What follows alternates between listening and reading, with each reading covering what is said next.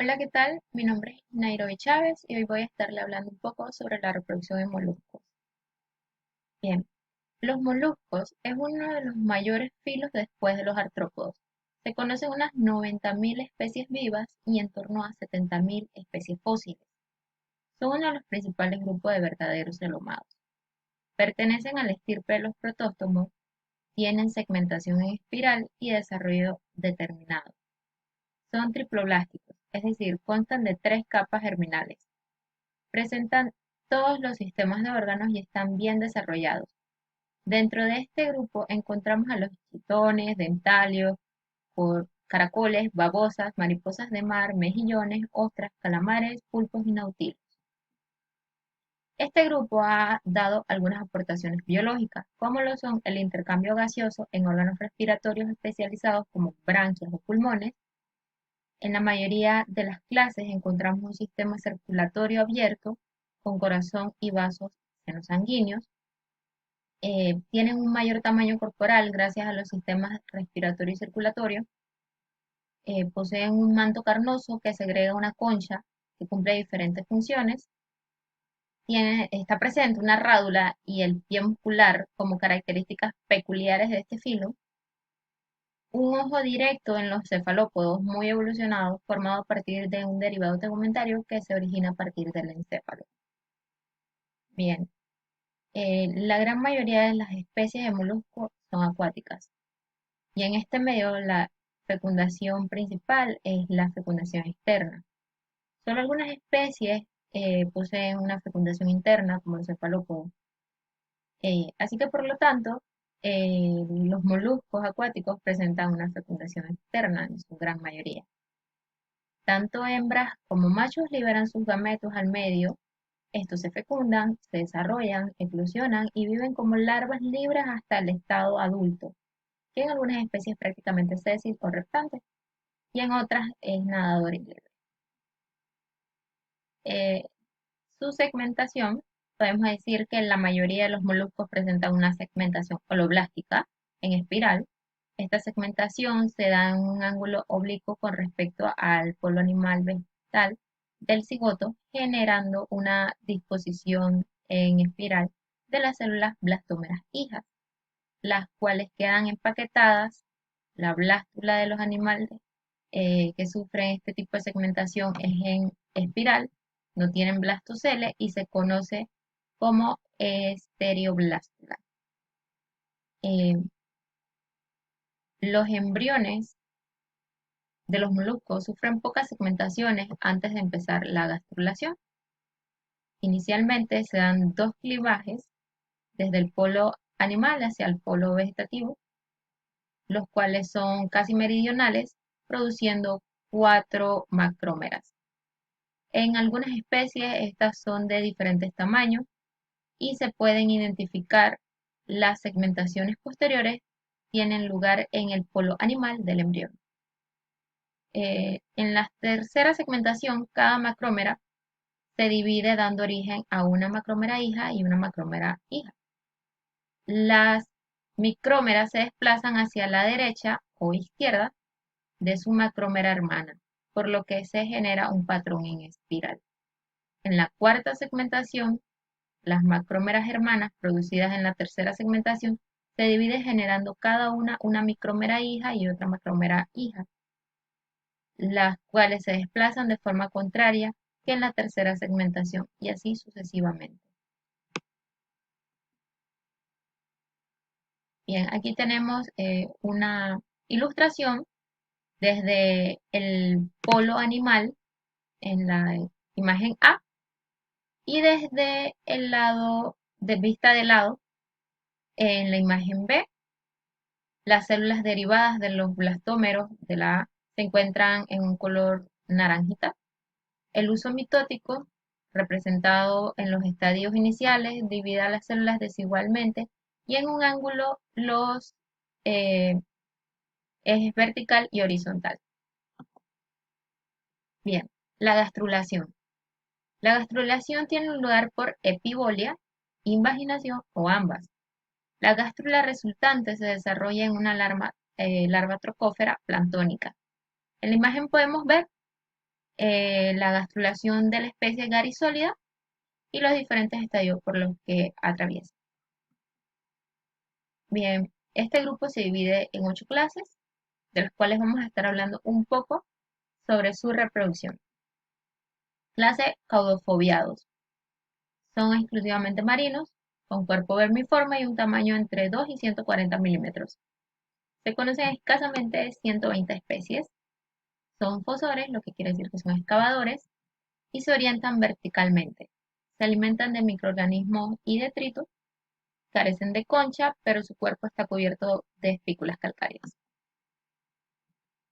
Su reproducción es sexual, son animales dioicos, por lo que en cada especie se encuentran los dos sexos, masculino y femenino por separado. Estos animales tienen dos gónadas conectadas entre sí y comunicadas con el peritoneo de los sacos celomáticos.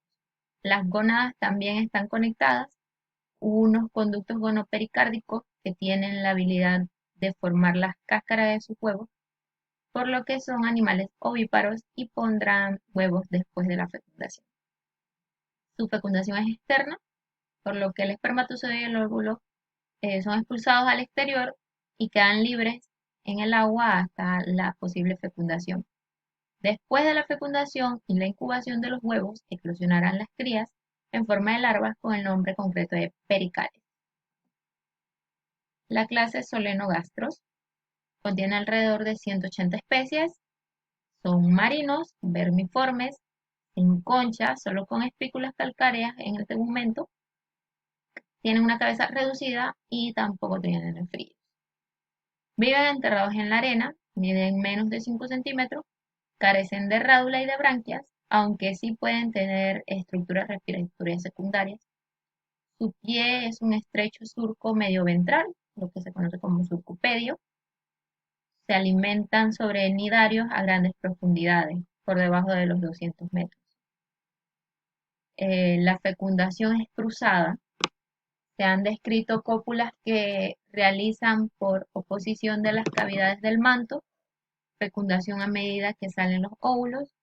Los huevos pueden ser puestos individualmente o en filas envueltos por una secreción producida por la glándula de la concha. La larva trocoforiana o trocófera, en sus primeros estadios, está formando 4 filas de células. Eh, el primer anillo, la primera fila, lleva unas cerdas apicales y el segundo anillo lleva una corona de células,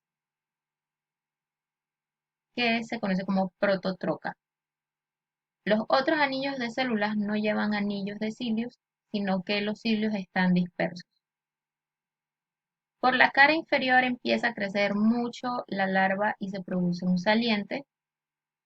Después aparece la larva vermiforme con una teletroca al final. Aparecen 8 esbozos de placas calcáreas. Las placas dorsales se fragmentan y forman espículas.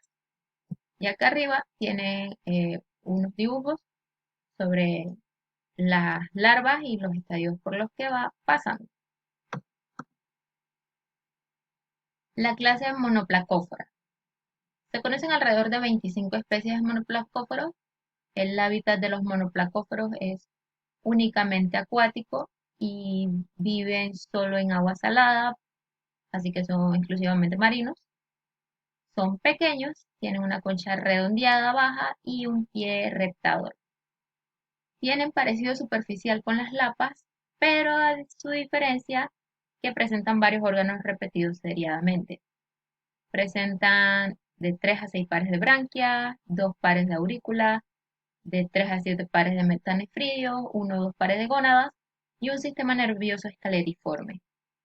Y la boca posee su rádula característica de este filo. En cuanto a su reproducción, está formado por 4 gónadas situadas en el centro del cuerpo, concretamente en cada gonocele. Estas gónadas están unidas con los nefridios y con la función de expulsar los gametos al exterior mediante los gonóporos. No poseen órganos copuladores o glándulas accesorias. Estos animales expulsan las células reproductoras al exterior por lo que estos individuos tienen una fecundación externa. Clase Polyplacóphora. Existen alrededor de 1000 especies descritas, un grupo formado por los quitones, cucarachas de mar. Son aplanados dorso-ventralmente y tienen una superficie dorsal convexa con 8 placas calcáreas o valvas. Su cabeza y órganos sensoriales cefálicos están reducidos, pero existen estructuras fotosensoriales, como los tetes, en forma de ojos en algunas especies. Son pequeños en su mayoría, miden entre 2 a 5 centímetros, habitan superficies rocosas de zonas intermareales, algunos viven en grandes profundidades. Son organismos sedentarios, se desplazan por distancias muy cortas solo para comer y se alimentan de algas sobre las rocas. Aquí arriba tienen una imagen donde se ve la vista dorsal de un poliplacóforo. Se puede apreciar el cinturón y las placas que se encuentran enumeradas del 1 al 8. En la imagen B, entonces tenemos al organismo desde vista ventral, donde se logra observar la boca, el surco paleal y el pie muscular. Bien, en cuanto a su reproducción, son dioicos, tienen sexos separados. Las hembras sueltan los huevos para ser fecundados cuando perciben el esperma liberado de los machos. En unos pocos casos, la fecundación puede ser interna, desarrollándose estas larvas en los conductos ováricos, donde se ha producido la fecundación. Se originan unos huevos que forman unas cadenas, por lo que son animales ovíparos. Por último, los huevos eclosionarán unas larvas trocóforas. Estas larvas se transforman directamente en individuos juveniles sin pasar por la forma beligera. Clase Scaphopoda. Conocidos como conchas colmillo o conchas diente, nombre que reciben por la forma que pueden observar aquí arriba. Actualmente se cuenta con un registro de 900 especies identificadas. Son bentónicos, se encuentran desde la zona submareal hasta cerca de los 600 metros de profundidad. Tienen un cuerpo fino, cubierto por el manto y una concha tubular abierta en ambos extremos. También presentan una cabeza con 2 lóbulos a cada lado de una cara de donde se originan unos pequeños tentáculos. Estos tentáculos reciben el nombre de captáculos. En la cabeza no se encuentran ojos ni branquias y el intercambio gaseoso, por lo tanto, se da en el manto. El tamaño puede variar, hay desde pocos milímetros hasta unos de 25 centímetros, pero normalmente llegan a medir entre 2 a 6 metros de longitud. Su alimentación es micrófaga. Estos animales son carnívoros y depredadores que se alimentan exclusivamente de foraminíferos, ostrácodos, entre otros microorganismos.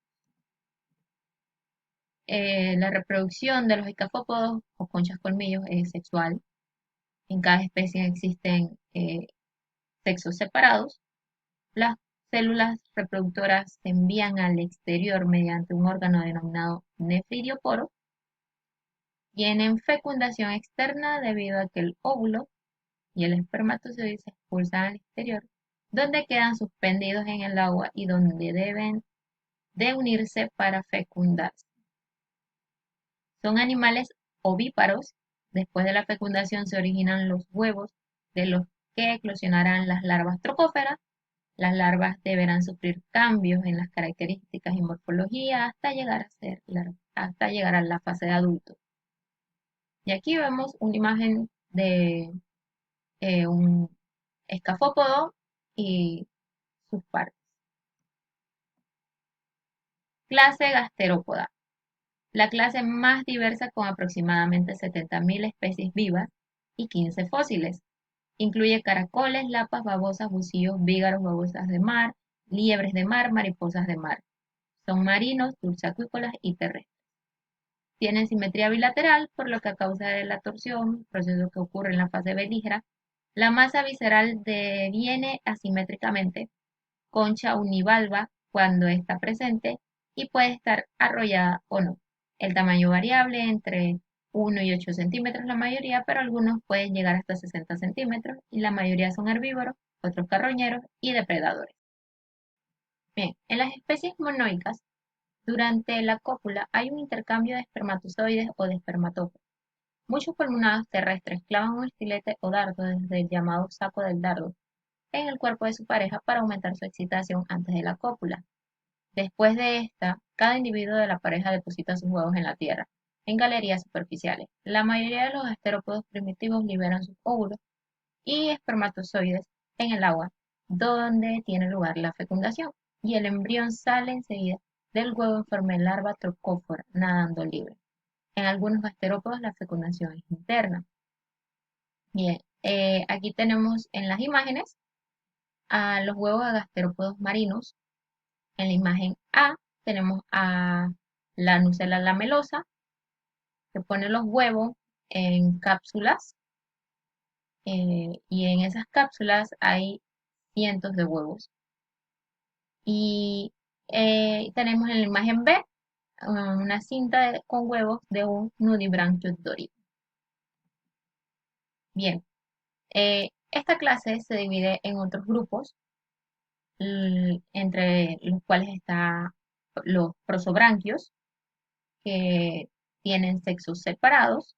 Las gónadas de las hembras están embutidas en la hepatopranquia y no poseen conexiones con el pericardio. De estas gónadas sale un pequeño gonoconducto que desemboca en el nefroducto. El orificio sexual se abre en el borde del manto por el conducto urogenital.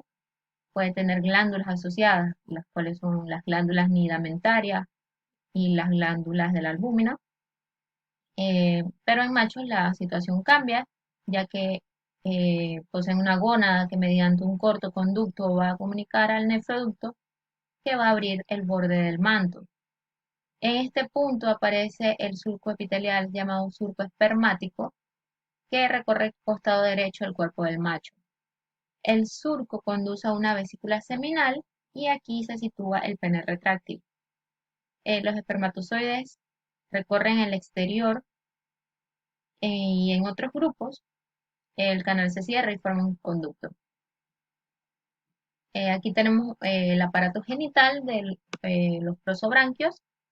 En la imagen superior está la hembra del arqueogastrópodo y en la imagen inferior está el macho de neogastrópodo, ambos pertenecientes al grupo de los prosobranquios y podemos observar sus partes. Bien, aquí tenemos a otro grupo, el cual son los opistobranquios, que son hermafroditas, y las gónadas es una ovotestis, y la ovotestis posee un gonoconducto en conexión con el nefroducto, y el nefroducto va a desembocar en el borde del manto. Esto ocurre en los opistobranquios más primitivos. El nefroducto se ensancha y se fusiona con la vagina, perdón, el nefroducto se ensancha y funciona como una vagina. De aquí sale el surco espermático que conduce a la bolsa del pene. Este es un sistema reproductor diáulico con dos orificios.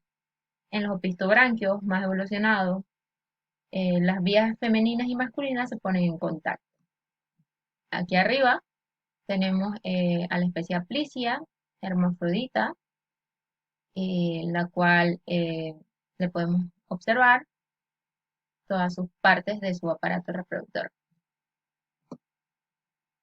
Y aquí otra vez tenemos a Plicia, Dictomelia, la liebre marina, y donde se le ve el rinóforo y el tentáculo oral. También tenemos a Filiria ocellata, que es otro nudibranquio. Tiene un cuerpo duro con espículas calcáreas densas y lleva las branquias a ambos lados entre el manto y el pie. Tenemos a este grupo que son los pulmonados, los cuales son monoicos. La parte femenina se desarrolla mucho y se pone en contacto con la masculina. Ambas partes se fusionan en la parte final o distal y se abren al exterior por un solo orificio y el aparato genital se llama monoáulico. Aquí tenemos a la especie Helix aspersa, que ya sabemos que es hermafrodita, y podemos observarle todas sus partes de su sistema reproductor. Bien, regresando a las clases, tenemos a la clase Bivalvia. Se han identificado unas 13.000 especies, en las cuales incluyen mejillones, almejas, pechinas, ostras y bromas. Presentan una concha dividida en dos valvas. Su tamaño varía, pero va desde 1 o 2 milímetros hasta 1 metro, las más grandes, y pueden llegar a pesar hasta 225 kilogramos. La mayor parte de los bivalvos son organismos filtradores y sedentarios, no tienen cabeza ni rádula y presentan una escasa cefalización. La mayoría de los son marinos, aunque algunas especies viven en aguas salobres, ríos, charcas o lagos.